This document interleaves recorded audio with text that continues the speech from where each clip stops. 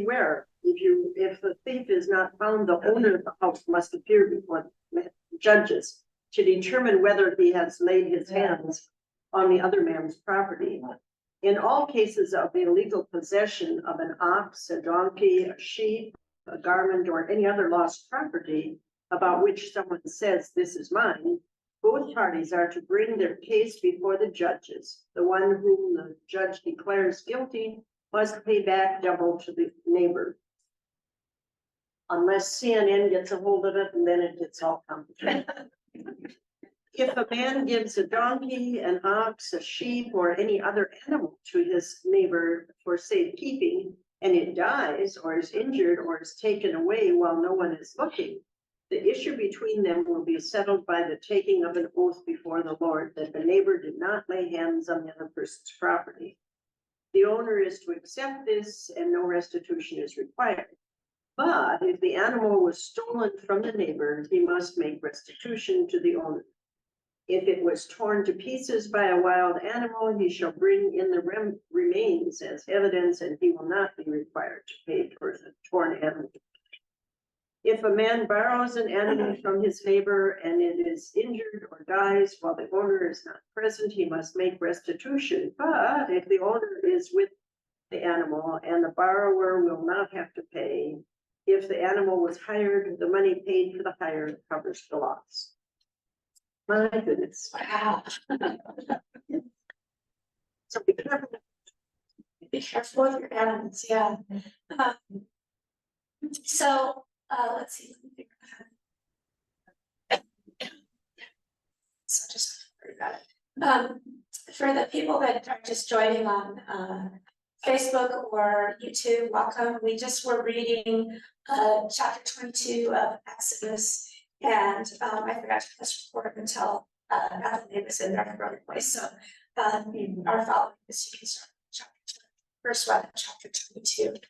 So we have been through the law. We've got 10 commandments, and those have been sort of catechized in the prior chapter, right? Where they've sort of talked about what it means to follow these, what it means to follow these commandments.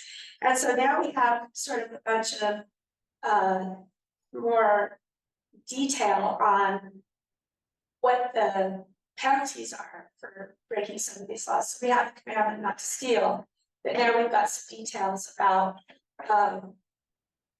what might be stolen and what might be the proper response to that. I don't think there's any deep theological insights here, unless you have one.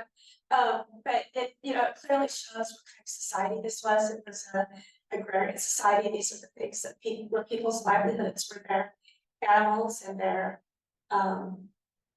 their vineyards, their whatever. Mm-hmm. And so it's very important to God that his people are able to live and live well. And so, that's why he's going into such detail. Does anybody have anything particular that you wanted to talk about? Yeah, Kathy. I was just going to say that this is a really good evidence that God does care about. God does care, yeah. People think that, well, this is too small for God. But look at all these little details. Yeah. That's right, yeah. And I was going to just relate, it's not too different than today because I'm one of the closest that far. You would not believe the detailed items what I was responsible for if something happened, and what the owner and relieving the owner and how I have a comment, and then it was my fault. Pretty long detail, just like this. Yeah. About who was responsible for what in relation to the horse that I was working. And if someone else wrote it, are they responsible for horse bucks law, or am I responsible? Yeah, it's just like this. Yeah. Very, very easy. Did you all hear what Linda said? No. She was saying that she wards her horse, and so she had to sign it. Warded Warded horse, and she had to sign a contract about this long.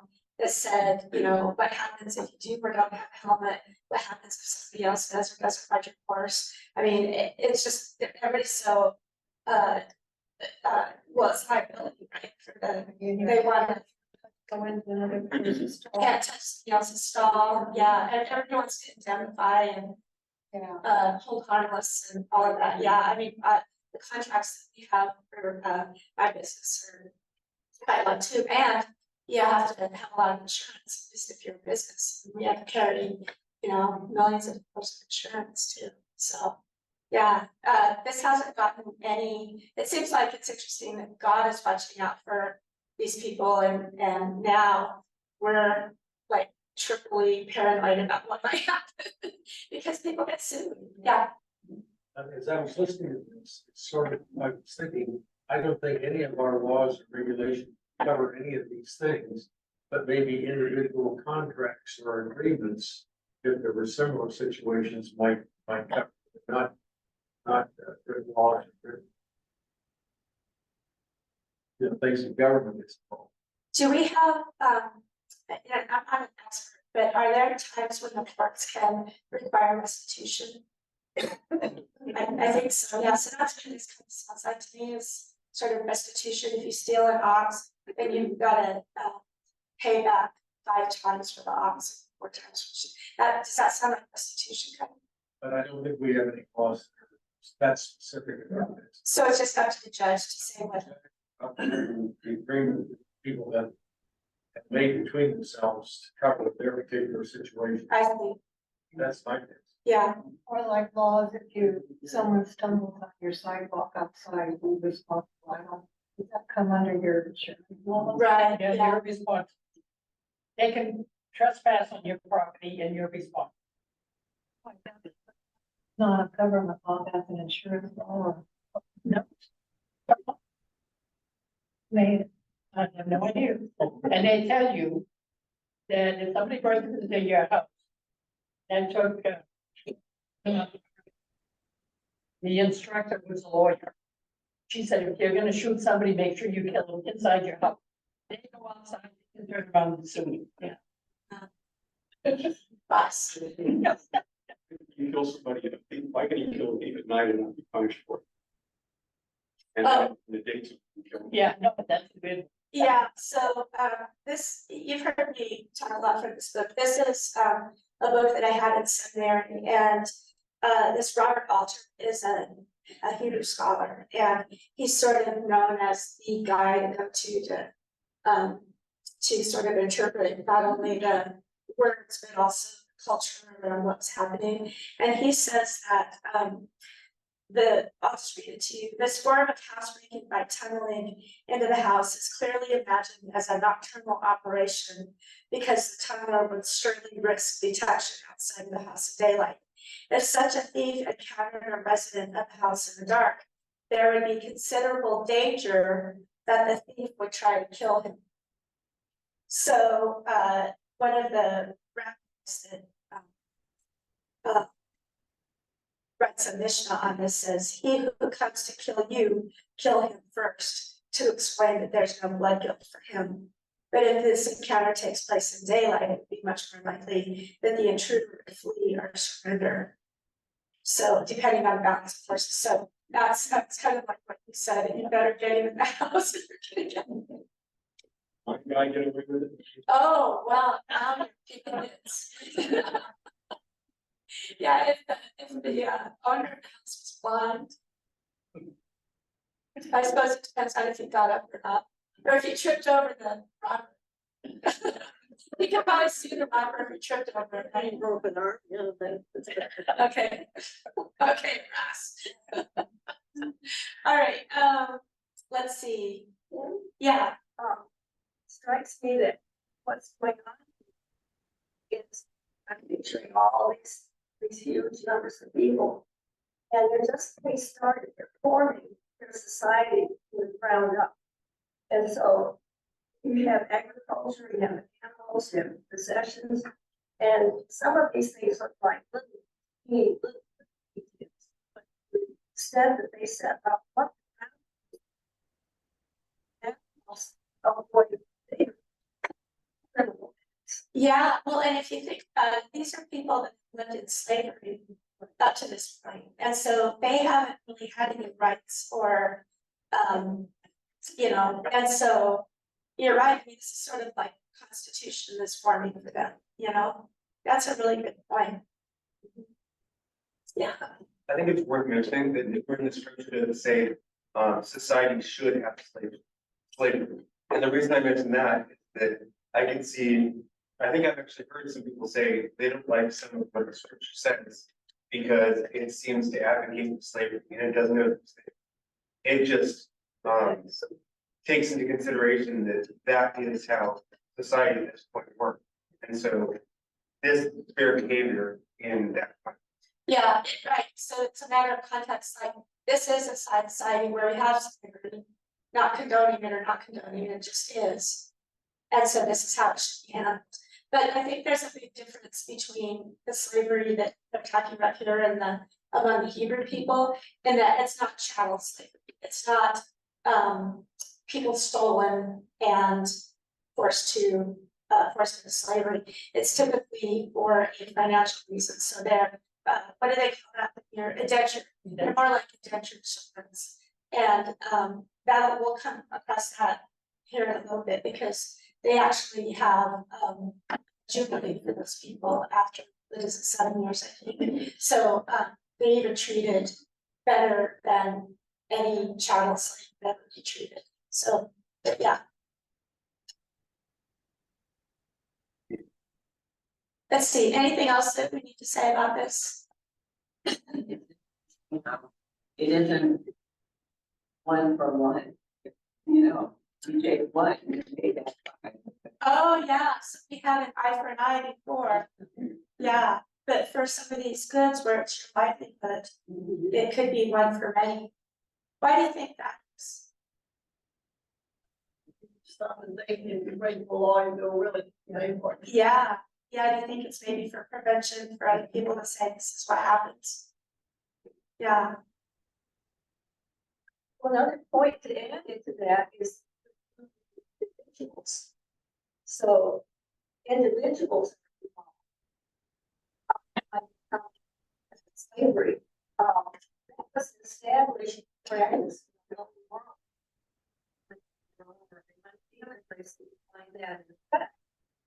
And so, not here's.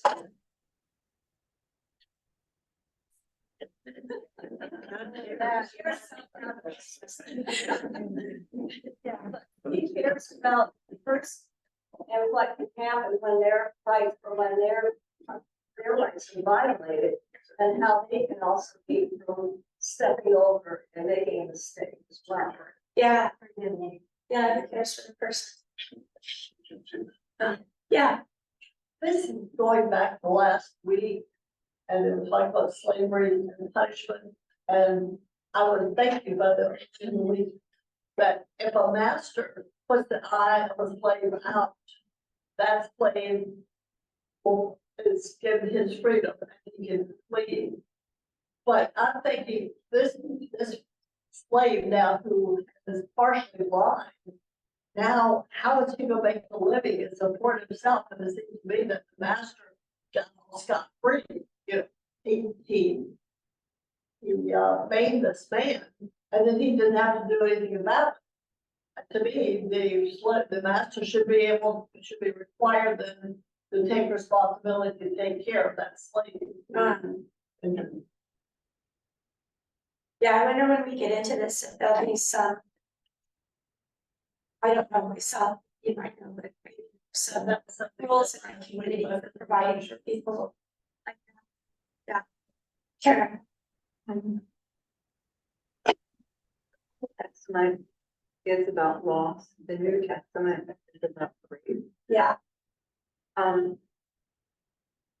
got into a conflict with my neighbor, her dog ate my dog. And she was the church deacon.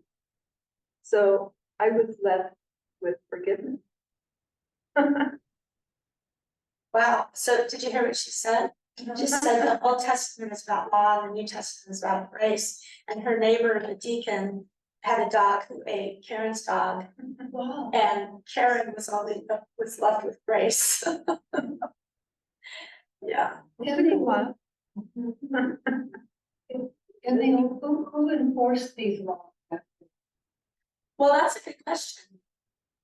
Yeah, could have been a church. I suppose it would be those judges and that Moses had, and he set up, we haven't set up a priesthood yet, have we?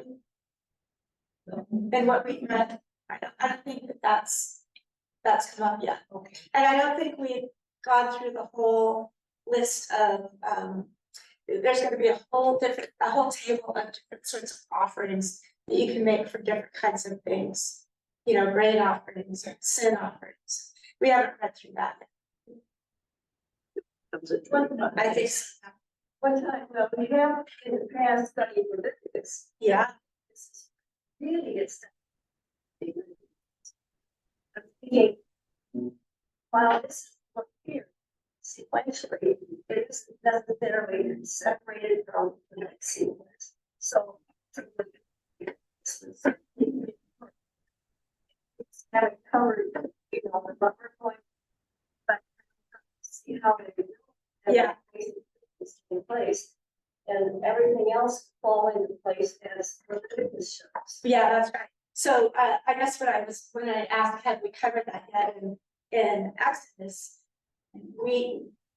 It's 2 chapters on. It's 2 chapters away here, yeah, or it's whatever, but we sort of, we're at an advantage and a disadvantage where we kind of know the rest of the story to some degree. And so that makes us have a lot of questions about, well, what about this, what about that, but it's not covered in these, but your point is we're just digging into it and we're just barely digging into it, but we are an inquisitive people.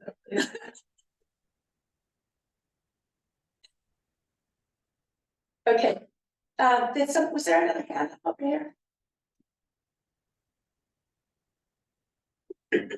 All right. Anything else that you want to dig into for this?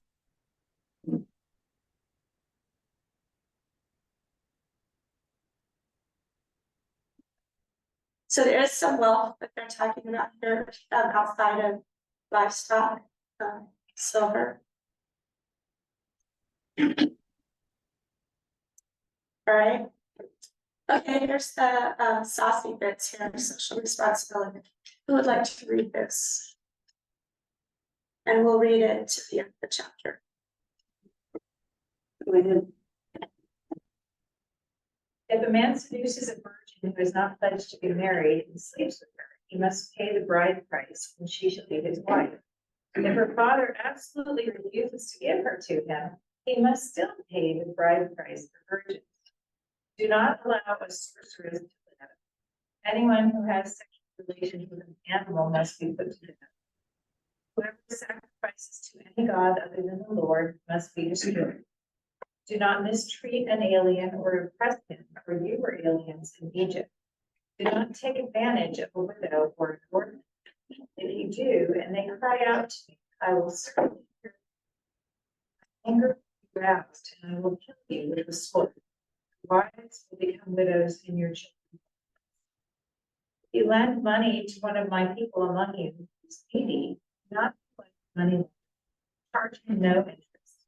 If you take your neighbor's cloak, by sunset, because his cloak is the only covering he has. When he cries out to me, I will hear, for I am compassionate. Do not blaspheme God or curse the ruler of your people. Do not hold back offerings from your gleanings or your vats. You must give me the firstborn of your sons. Do the same with your cattle and your sheep.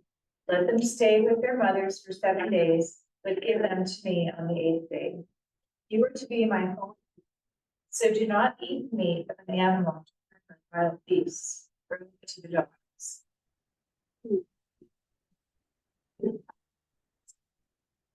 Man, when you stuff in there. Yeah.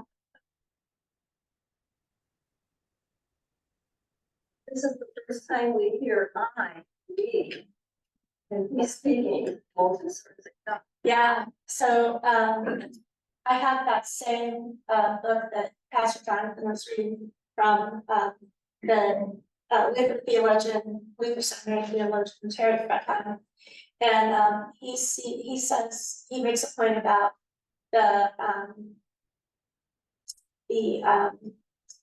first and third person. He says, generally speaking, these references show clearly that the issue is not simply that God has given the law, but that God, the creator, is intimately involved in the ongoing function of the law in the community.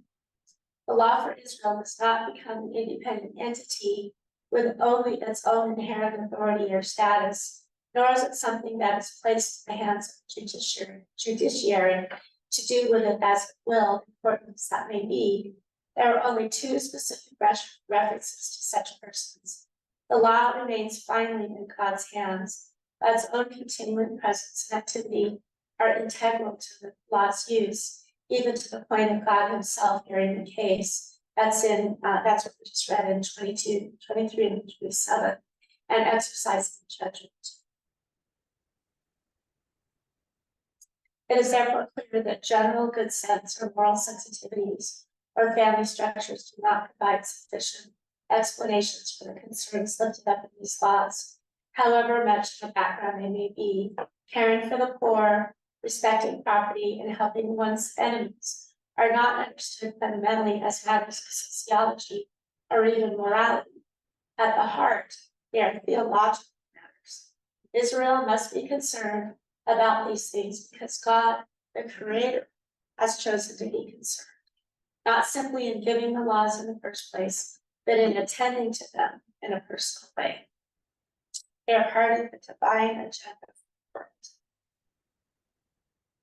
Hence, they are integral to the relationship Israel has with God. So that's what we're going to see over and over in the Hebrew scriptures is this, when does God make his corrections to Israel? It's because they're doing two things. They're not worshiping him, they're worshiping other gods, or they're not caring for the poor and the widows, they're not providing justice to people that God cares so dearly about.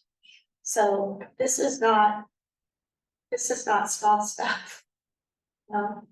This is gonna God's correction to these things is really what's gonna form Israel into a people, right? Yeah. Anything about any of these particular details that grabs you? What about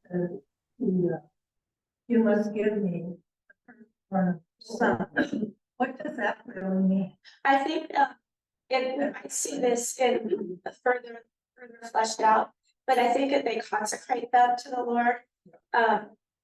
So I think they're just held as consecrated to the Lord. Now I don't know what that means specifically, but if they're not sacrificing them, that's why they're concerned. Yeah. Well, I'm thinking about Samuel.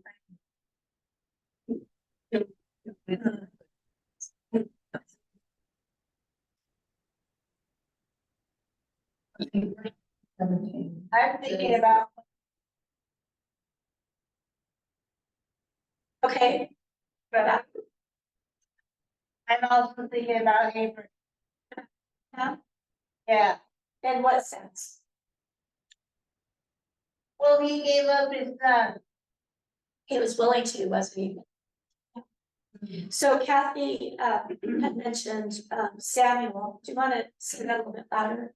But yeah, his mother, had promised to dedicate him to the Lord. I don't know if that was different than this dedication, the firstborn or not, because she had been barren.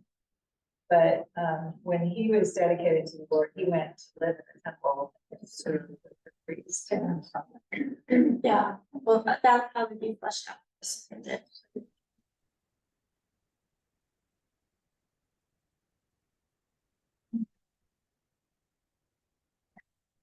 It's kind of weird thinking of that though, because there were cultures, ancient cultures that did it. Yeah, exactly. Well, and so there are people, there are a lot of different theories for when these books were written, when these words were written.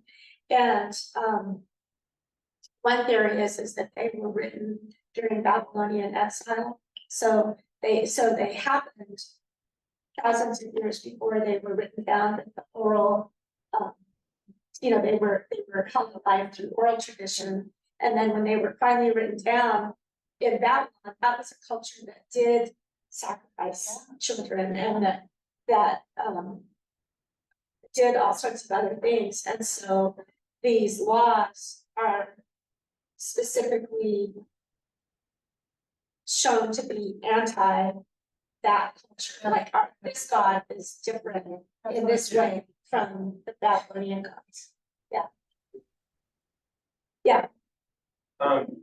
What's the second part of what he struck me, is do not blaspheme God, and that makes plenty of sense. But the workers, the ruler of the people. Mhm. And I think, it really strikes me differently because, obviously this was before any sort of democracy. And I would think that in a situation of democracy, it's incumbent upon us to choose our leader based on how well we think he's doing, to speak truthfully, and that is, if he's doing badly, say he's doing bad.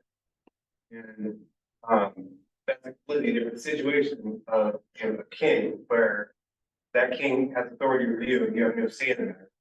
And it would just be fruitless for you to personally be negative toward it. Yeah, there's an underlying sense that the ruler should be just himself or herself. And if there's an injustice, then you have a responsibility to speak up for that too. And Luther gets into that quite a bit when he talks about the two kingdoms. That he says that we should honor civil leaders in our society, but they also have the responsibility to be just. And we have the in the catechism when he talks about the commandment to love your neighbor, he extends that to honoring your social leaders. But he says again, even your father and mother, the assumption is that they're just people. That you don't have to put yourself in a position where you're being victimized by somebody just because they're superior.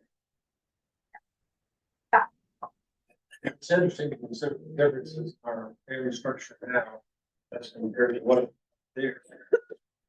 You know, like to work outside of their business, like the husband does, or in some cases, even being a more responsible, make more money than he does. And then have outside help take care of any children. Which makes it kind of a different situation, and how do you apply some of the guidances to the situation that a lot of us face these days. Yeah. I mean, I consider it just like in my decision, or like the second thing where she went was to the church. Years. Mhm. Going back to the personal leaders, my study Bible is kind of referring that same Paul verse in Acts 23, and he had said, "God will strike you, you whitewashed wall," talking to turned out to be the high priest, and then he kind of apologized and said, "I didn't realize he was the high priest." Oh, So the thing may not be necessarily criticism or, this person is doing the wrong thing, but God, might have a stern meaning that policies and that kind of thing. yeah. Well, I mean, Jesus didn't go very easy on the Pharisees. Maybe Jesus is the only one who gets to leave, he gets a pass. He gets a pass. Interesting that they reference that. What verse is that where it says that? Well, the study Bible note is talking about the, don't curse the ruler of your people, but it refers back to Acts 23. And it said Paul quoted this verse. So in Acts 23, when he gets called out for, talking to the high priest that way, he says, I didn't realize he was the high priest, for it is written, do not speak evil about it. Okay, and what verse was that? I just want to be able to. Well, the actual verse is verse 5, Verse 5, okay. but it was previous to that, like in verse 3, where he actually. Yeah, thank you. I hadn't heard that. I'll try to look back and read that. Yeah. So. Yeah, interesting. Do not mistreat or oppress a foreigner for you. It's an interesting one.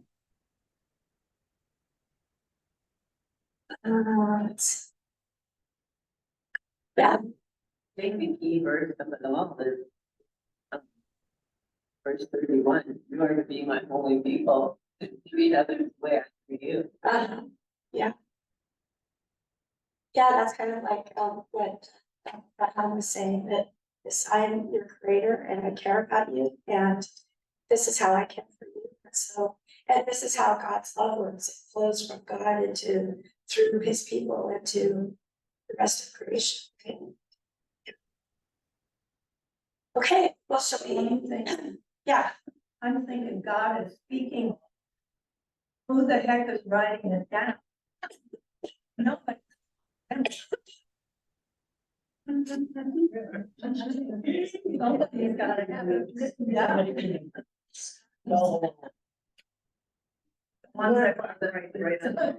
Yeah, they've got their rocks in there, just like the rocks. Yeah, there's a lot of words there. Yeah. Were you gonna say something? Was somebody else gonna say something? I thought I saw that. Yeah.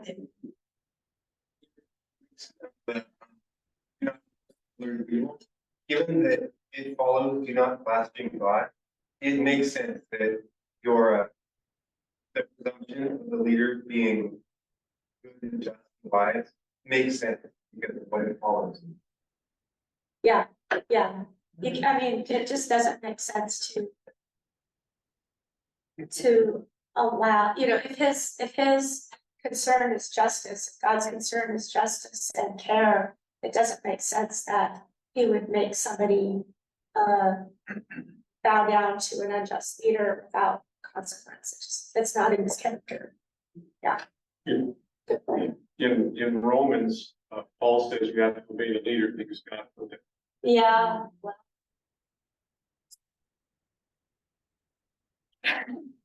Explain that, Ross. They said in Romans, Paul says that you have to obey the leaders because God put them. Because God placed these leaders. Yeah, and that's what Luther will say too. He will say that the civic leaders are placed by God. But we also know that people are sinners, we know, and so I don't know why God placed them there. Yeah.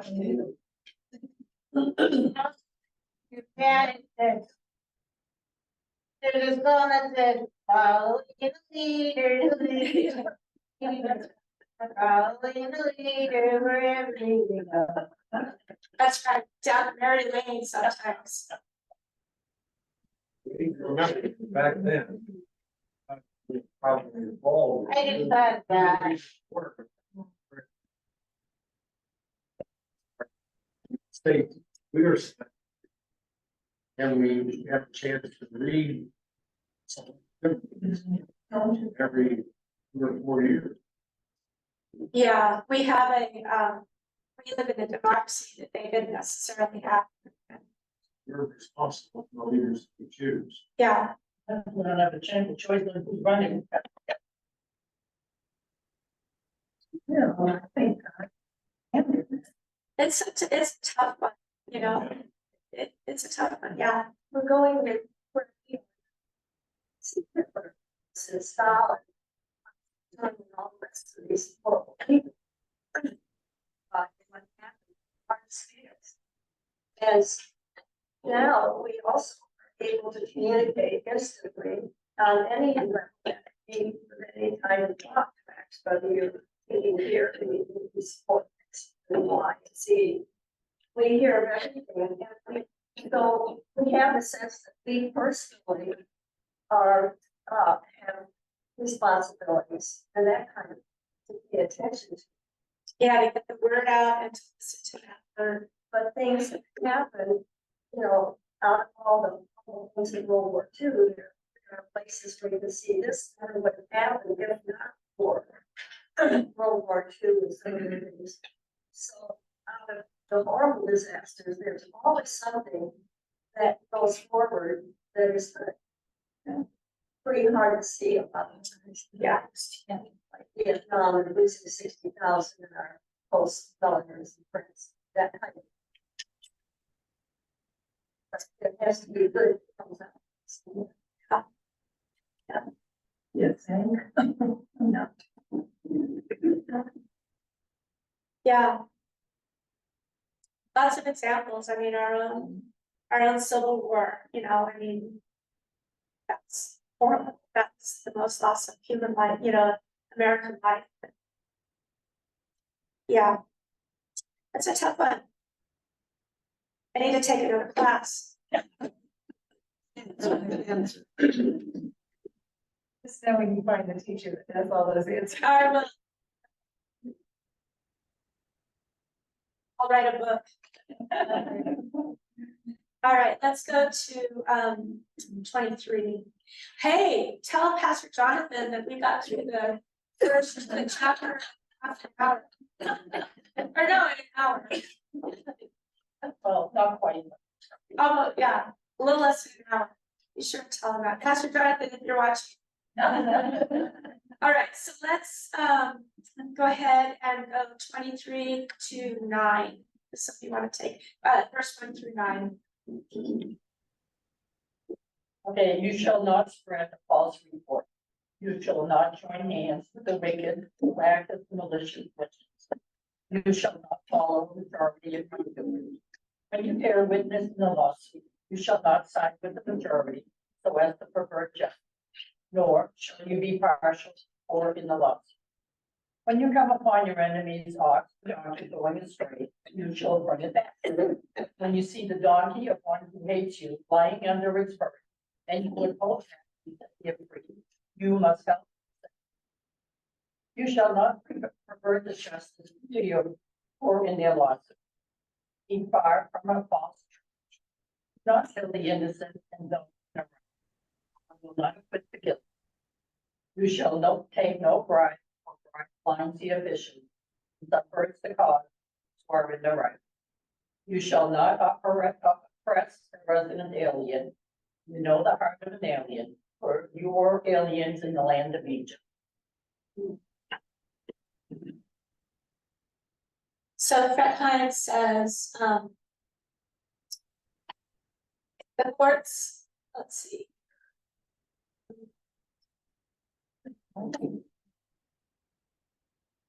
And this might go to sort of what Sharon was saying too. While the people of God today may not be able to follow literally these specific laws or their later revisions, for our complex society is often unlike Israel's, they are invited to extrapolate these specifics on the grain of the original formulations. Thus, for example, financial possibilities and arrangements for the less advantaged in our society are a matter about which the people of God should be concerned with an intensity that matches God's. Their scrutiny should range widely across the financial spectrum, from regressive taxes to loan sharks, to addictive lotteries, to housing payments, to debt reduction, to food stamps. The courts also come in for some attention in this regard, which prompts one to think how the secular, though not thereby less God ordained, orders of society serve as instruments for the judgment of God. The most fundamental concern here is that the everyday yet fair treatment, that justice not be perverted through false reports and charges or bribery, or in order to please the majority. Special care is to be given to the poor so that one is not partial for or against them. No matter what the courts do, it is to be remembered that God himself has a stake in the judgment. I will not acquit the wicked.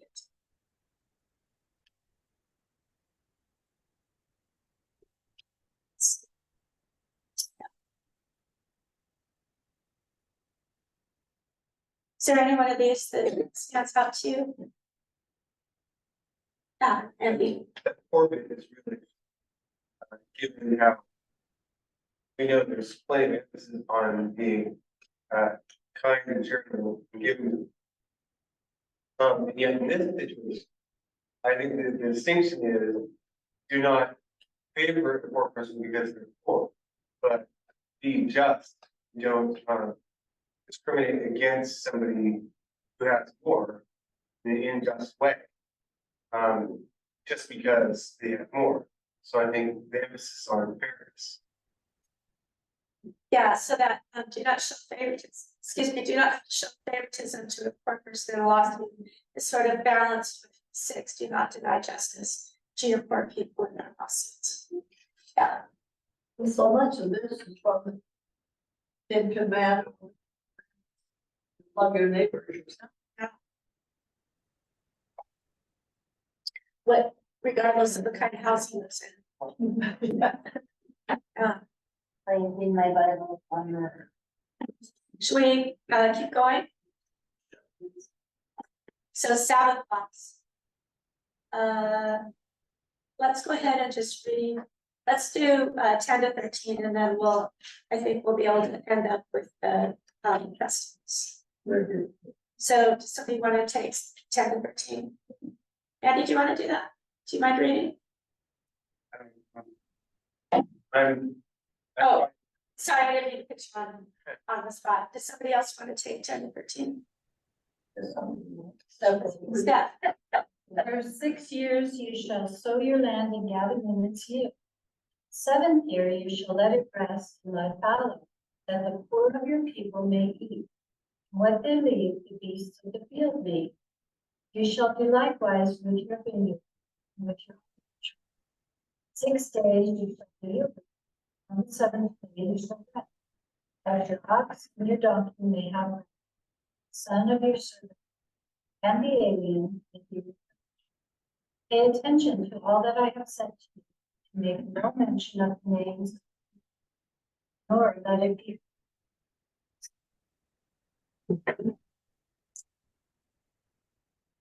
So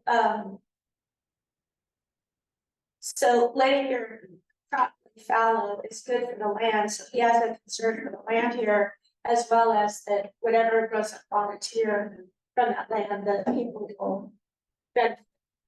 Right, am I reading that right? Midwest, which, I mean, when you go anywhere, all the huge acreage goes on, going from Columbia River all the way across Washington. They have the same practices where we have to let the land regenerate itself. So that's part of the agriculture. They're saying not to plant anything here. That's a long So time. what they eat. Well, we have to have fields to rotate. Every 7 years. Is he talking about every field is on a different? Oh, I see what you're saying, or yeah. Every 7 years you get rest. It's every 7 years you get rest. I'm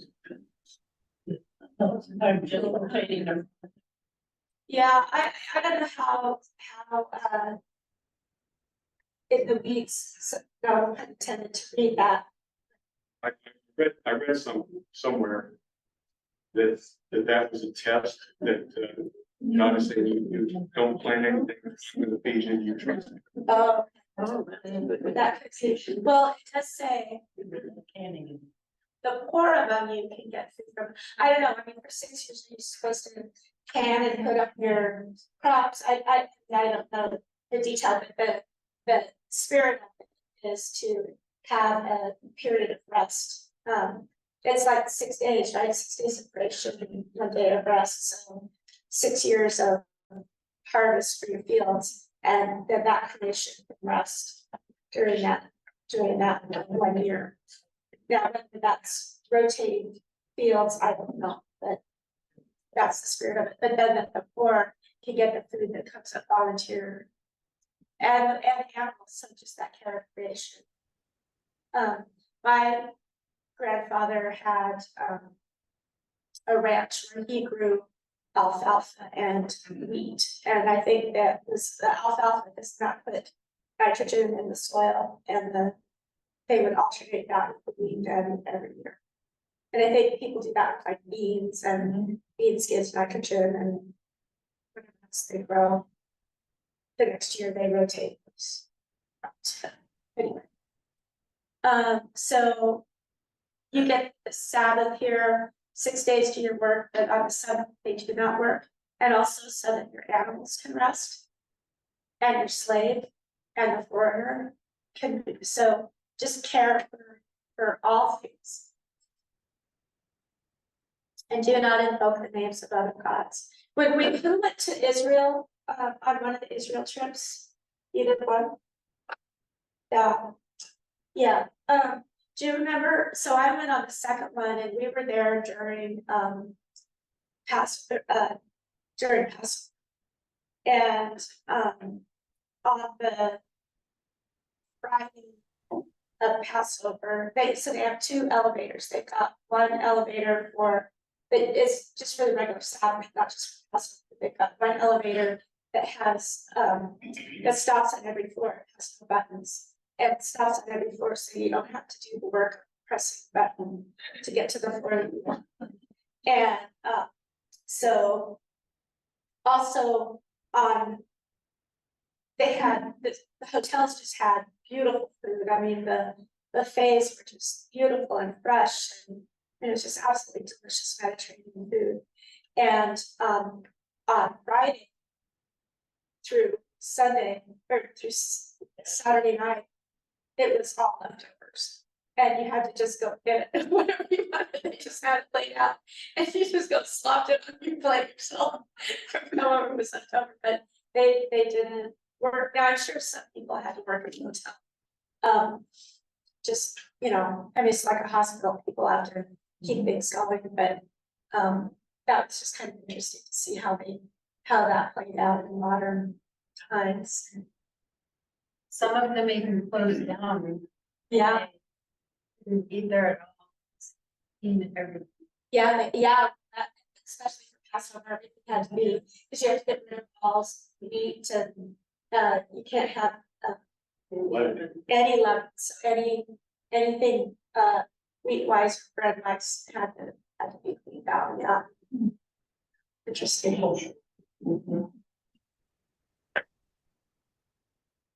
Let's see. 3 annual festivals.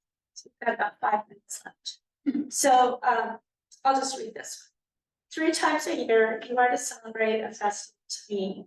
Celebrate the festival of unleavened bread. For 7 days, eat bread made without yeast, as I commanded to you. Do this at the appointed time in the month of Aviv, for in that month you came out of Egypt. So the festival of unleavened bread is Passover. No one is to appear before me empty-handed. Celebrate the festival of the harvest with the first fruits of the crops you sow in your field. Celebrate the festival of ingathering at the end of the year, when you gather in your crops from the field. 3 times a year, all the men are to appear before the sovereign Lord. Do not offer the blood of a sacrifice to me, along with anything containing yeast. The fat of my festival offerings must not be kept until morning. Bring the best of the first fruits of your soil to the house of the Lord your God. Do not cook a young oat in its first milk. Interesting. They still celebrate those festivals. I believe you do, yeah. Let me see if my book says.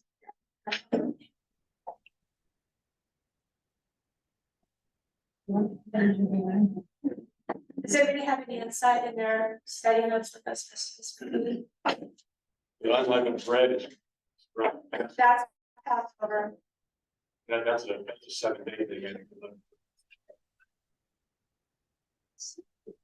Harvest. So. Yeah. It's Pentecost, so that's the festival. So that happens in April. Oh, no, excuse me, he says, verse 16 is the harvest, festival of harvest. He said the festival of harvest, would be in April, the harvest of first fruits were in late May or early June.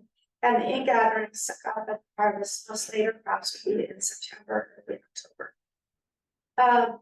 He talks about boiling a kid in its mother's milk. This famous prohibition would become the basis in rabbinic dietary regulations for the absolute separation of meat and dairy foods. Okay, so those houses in a kosher household, you can't store meat and dairy in the same location, you don't serve them in the same dish. Two different kinds of justification of proposed for the prohibition. You're not cooking. And the.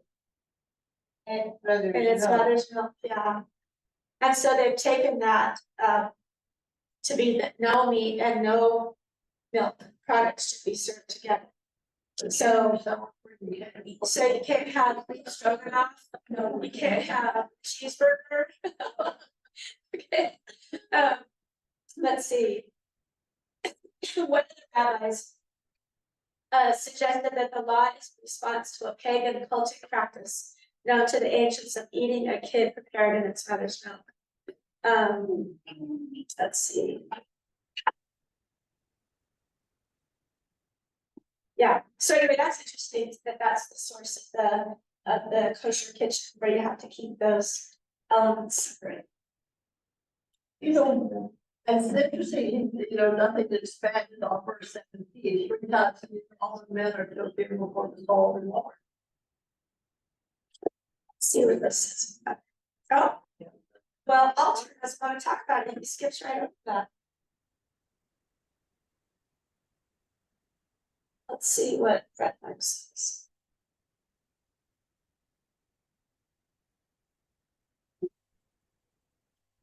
Oops.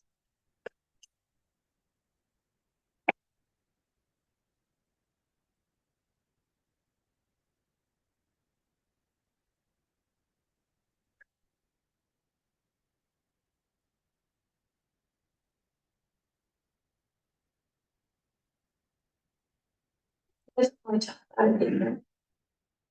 I know I can't say that often is normally. Yeah. And then.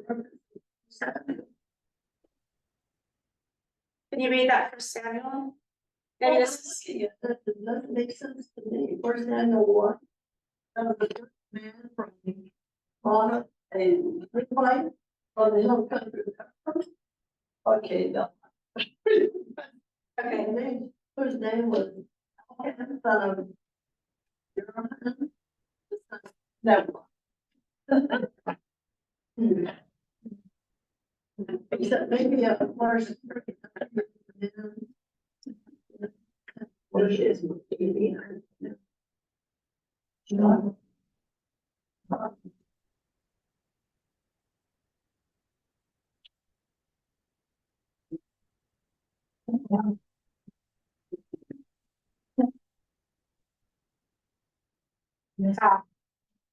don't have anything specifically about 17 and any of the 3 sources. I mean,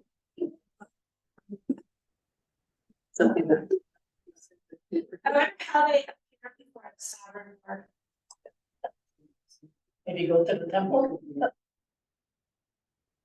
We don't have a temple yet, do we? We don't have a temple yet. We don't have a tabernacle yet, do we?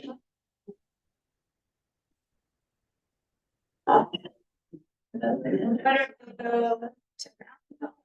They must have basic worship. Was it not having the meat and the cheese stuff together? Just through the festival? No, that's, I think that's always, isn't it, that you never serve a meat dish? No, Sharon, do you know that from your experience? Do Jewish people ever serve a dish that has meat and don't get it at the same time? Meat, like beef stroganoff, you know, it has sour cream and beef. Would that ever be on a kosher table? Not just during Passover? Okay, that's homework.